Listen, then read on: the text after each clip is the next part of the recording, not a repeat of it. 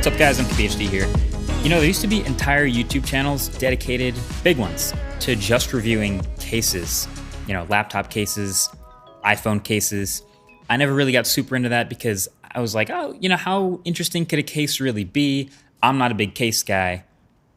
But this has got to be the most interesting case we've seen in a long time. This is the new Apple Magic Keyboard case for the new iPad Pro. $300 for the small one and $350 for this bigger one.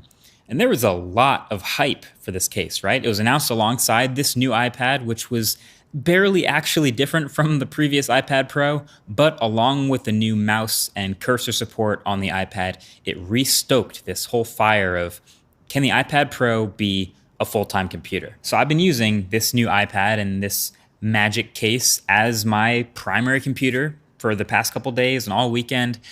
And the conclusion I've gotten to is this is the best version of the iPad as a computer, for sure. But I would still rather have a laptop. Let me explain. So for your money, this is actually a pretty substantial, nice case. There's a lot going on here. It's a top part full of magnets that locks onto the iPad and does not let go. It's a strong magnet pattern matching up to the iPad. Then there's a hinge, which is like this long metal tube through the middle with a USB Type-C pass-through port on the side for charging. Then a base, which is this silicon rubberized material we've seen in Apple cases before, with a full-size backlit keyboard and trackpad. And it's a lot of material. It's a bit thicker and heavier also than you might be imagining. You ready for this? iPad Pro weighs, this big one, 640 grams. And then without the iPad, the case by itself weighs another 702 grams. So it weighs more than the iPad.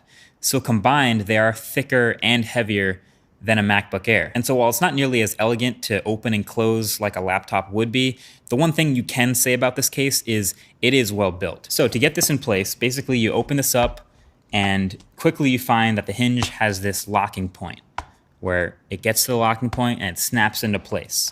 And that's nice. And then the top part continues opening like a hinge. So you've opened it like this, you take the iPad, you lock it with the magnets into the top half, everything lights up, the pins are all connected, and now it's floating above the keyboard as advertised. Now we've already seen iPad cases with keyboards before. There's plenty of people already using them, but there's a couple things that make this one so impressive. Number one is that hinge. It's pretty stiff like a laptop, and it is limited in how far back it goes, but I actually find it goes just far back enough for any of my normal use. It just kind of pops off the back and hovers the iPad there. Then the keyboard is really nice. I think it's the nicest part. It's scissor switches, so it has a nice travel, and it actually feels clicky like the new MacBook Air and 16-inch MacBook Pro's keys. And since the board is stiff and well built, there's actually no flex at all, unlike some laptops. And then it's backlit, which no doubt sucks a little bit of extra power from the iPad's battery, but I like the backlight. It's a nice touch. It fades on and off. And just generally, yeah, it's the best keyboard I've ever seen in an iPad case. That's facts. And then, of course, there's the trackpad too. It's not the biggest trackpad in the world, like you might find on a full-size laptop, but it is nice, and it definitely completes the laptop computer feel with the new iOS cursor. And it clicks. It really physically clicks. So everywhere from corner to corner, which is nice. So now you have the iPad hovering above the keyboard here with just enough room to type and not really ever touch the iPad. Usually, for me, that's good. And so now it feels like a computer. The USB Type-C charging pass-through is at the bottom, like where a normal computer port would be.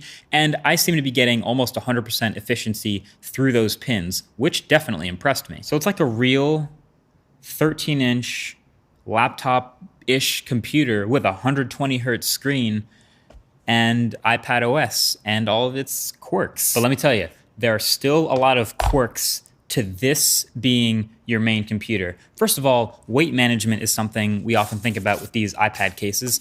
In a laptop, you open this by the hinge, and all of the weight, all of the guts in the computer are at the bottom, and the top is just a lightweight screen. So opening and closing it, pretty elegant.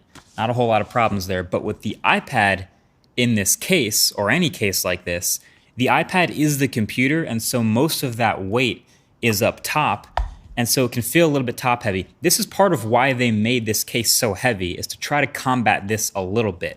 to try to make it feel a little bit less top heavy, but still, it's not perfect. This whole thing here, it's still lappable in some positions. That's a new word, right? Lappable. Most of the classic laptop positions are still fine. I know some people were wondering about this. It's better than you might expect, but from experience, it's still not as flexible as a truly bottom-weighted laptop where the hinge is just moving the screen weight. And then if you get down to the keyboard, great keyboard, like I said, physically speaking, but there's no escape key. So if I want to exit a full screen video or use anything you typically escape, you have to touch the screen. And you've probably noticed by now there's no function buttons at all on this keyboard, meaning there's no brightness, volume, or even keyboard backlight brightness shortcuts here. For all of that, you got to touch the screen. In fact, just to change the keyboard brightness, you have to go into the Settings app, into General, into Keyboard Settings, and then into Keyboard Hardware Settings. And then that's where you can manually turn up or down the keyboard backlight brightness. Luckily, auto brightness is typically still pretty good. It's using the iPad's sensors, by the way. So that's hopefully not something you have to do very often, but still, you get the point here. And then also, on a Mac, I'm a Command Q person, as a lot of Mac people are. Whenever I want to quit an app, Command Q to close it. It doesn't quite work the same way here. If you're in an app and you hit Command Q, nothing happens. You have to touch the screen, or Command H to go home. But if you actually do want to close an app in your multitasking without touching the screen, shout out to Peter McKinnon actually for teaching me this, you go to the Command Tab menu and then find the app you want to close in there, and then Command Q to close that. And then, you know, like normal with an iPad, there's a bunch of gestures from the trackpad and keyboard shortcuts to learn. In fact, if you hold down Command at any point in anything, it'll show you a list of all the keyboard shortcuts available to you at that time in that app. So that's a pretty cool pro tip. But that represents a little bit of a learning curve if you've come from something else with a keyboard. So at the end of the day, let me wrap it all up with this. My MacBook Air spec is $1,200. This iPad Pro, the 13-inch, the same size screen, is $1,000 plus the $350 case. That makes it $1,350. Now, if I could only have one, if I could only have a laptop with no iPad, or this iPad keyboard case, which is a bit more expensive, but no laptop, I really want to say I would rather have this. I'd rather have like the ability to pop off and have an iPad at any time, and then when I want to type, I got the keyboard and I can go back and forth, and it's much more fun. It's 120 hertz. It's got way more apps. There's cameras if I need them. This is just more fun, but I still need that laptop sometimes. And for me, that's especially when multitasking. Like if I'm writing the review on the keyboard and I have Spotify playing in the background and I just want to skip to the next song, there's no button for it. I have to go over into Spotify and then swipe and then go back. Like, have you ever tried to be on a Zoom call and take notes at the same time in an iPad? Good luck. It doesn't work. But all that being said, in iPad land, there are two types of people in this world. Those who get a case or a folio or a keyboard for their iPad and they keep it in it all the time. They never take it out. That's just the way the iPad is now. Or those who get a keyboard or case and pop it out and use it mostly like an iPad all the time. And then sometimes they need to type, so they'll pop it in here, type away, it becomes a typing machine. Then when they're done, pop it back out, use it as an iPad again. For that second type of person, this setup, this accessory is the best possible version of the iPad. This is a go. This is awesome. Go for it. Spring the $300. But for me, I'm not getting rid of my laptop. But that's been it. Thanks for watching. Catch you guys in the next one. Peace.